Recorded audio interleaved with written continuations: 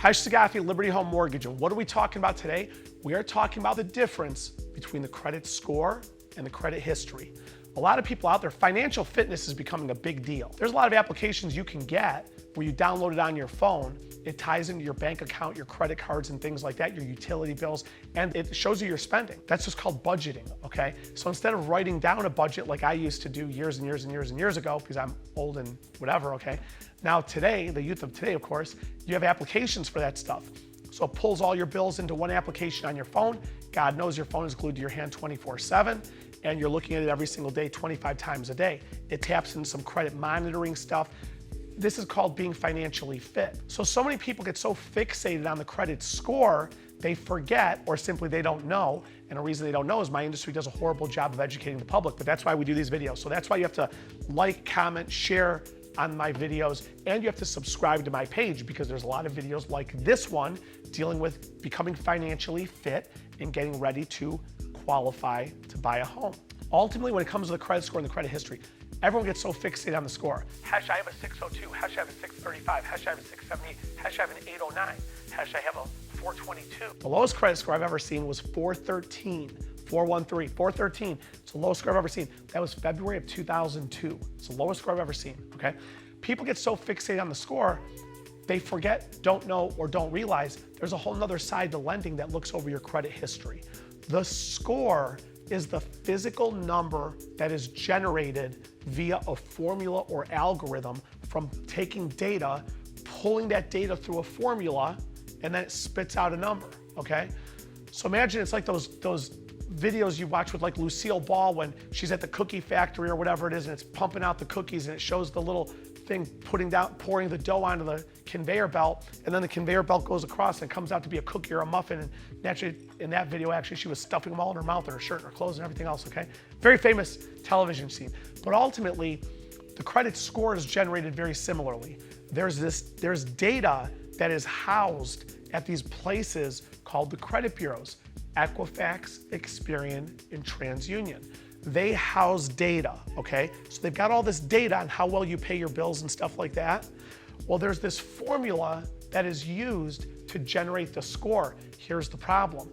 The formula, nobody really knows the exact formula. Nobody has it. It's not public when it comes to mortgage lending, okay? You have things like Credit Karma and Score Watch and Experian and TransUnion, and the bureaus themselves give these scores. But you gotta think of it like this. The data is housed here. The formula is over here. They take this data and they push it through this formula and it spits out a number. And that's the credit score, okay? Now, Credit Karma, for example, they access the same data, but the formula over here is different than the formula that's used by the mortgage lending industry. That's why when you take this data and push it through one formula, one algorithm, Credit Karma, it gives you one number. But when you push it through another formula or algorithm, which is used by my industry, it gives you a different number. That's why different websites give different scores. That's just the score, okay? Let's talk about the credit history. The credit history is that data, okay? I'll give you an example of credit history. You might be sitting on a 655 credit score. That's the physical number. But if you're only 6 months out of a Chapter 7 bankruptcy, there's no loan, not conventional, FHA, USDA, or VA, that you will qualify for, okay? Because that's the credit history.